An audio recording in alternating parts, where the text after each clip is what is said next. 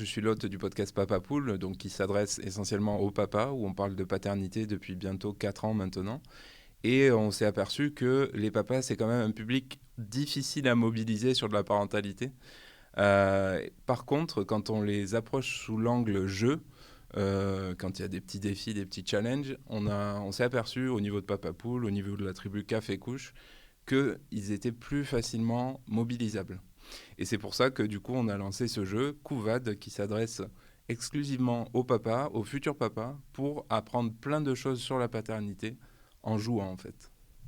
Ça n'a pas été trop difficile de créer ça, parce que bon, mine de rien, l'idée, une fois qu'on l'a, elle est bonne, mais il faut ensuite pouvoir tout concevoir derrière.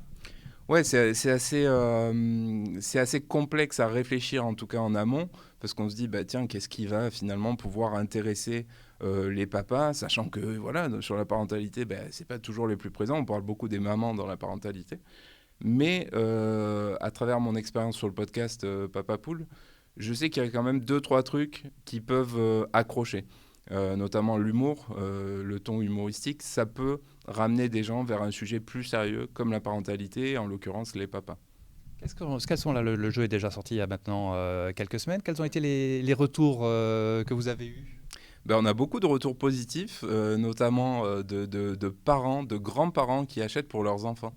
Ça, c'est plutôt cool, de grands-parents qui vont mettre le jeu au pied du sapin pour leur fils, pour leur beau-fils aussi. Donc ça, c'est des très bons retours qu'on a. Ben, on est un peu un ovni quelque part. Impliquer les papas sous l'angle du jeu, par le biais d'un jeu de cartes comme ça, c'est vrai que ça se fait pas, ça se voit pas tous les jours en tout cas. Et du coup, on a de très bons retours, ouais.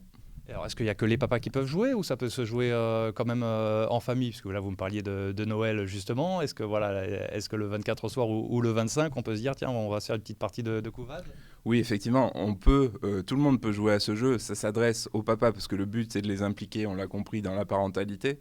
Mais toute la famille peut se retrouver autour de ce jeu de cartes qui se joue à partir de 2 joueurs, mais jusqu'à 6 joueurs. Ok, alors justement, montrez-moi un petit peu ce jeu de cartes. En quoi il consiste exactement? Ça va être quoi, des questions à répondre? Ça va être... C'est ça, en fait, c'est un jeu de cartes, 80 cartes. Le but du jeu, ça va être celui qui remporte le plus de cartes est en fait élu le meilleur papa du jeu.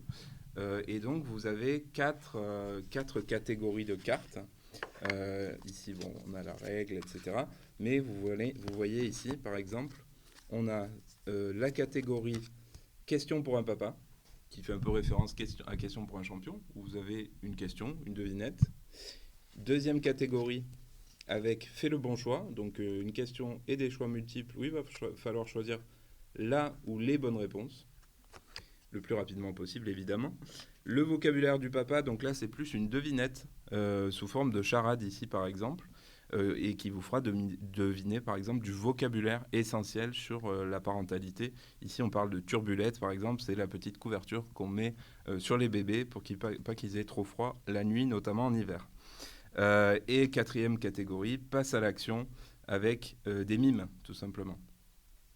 Donc le but du jeu, c'est s'affronter de 2 à 6 joueurs, de répondre le plus rapidement possible, et le papa ou la personne qui a le plus de cartes à la fin du jeu, quand le tas de la pioche est épuisé, remporte la partie.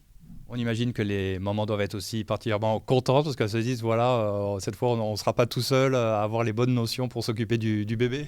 Ouais, en fait, je ne l'ai pas dit, mais il y a aussi les mamans. Ça marche pour le podcast Papa Poule, où beaucoup de mamans l'écoutent, mais ça marche aussi pour ce jeu, où en fait, les mamans vont acheter le jeu de cartes pour les papas, pour essayer de les impliquer et de passer un peu de charge mentale, on va dire, à leur conjoint, leur mari, leur compagnon.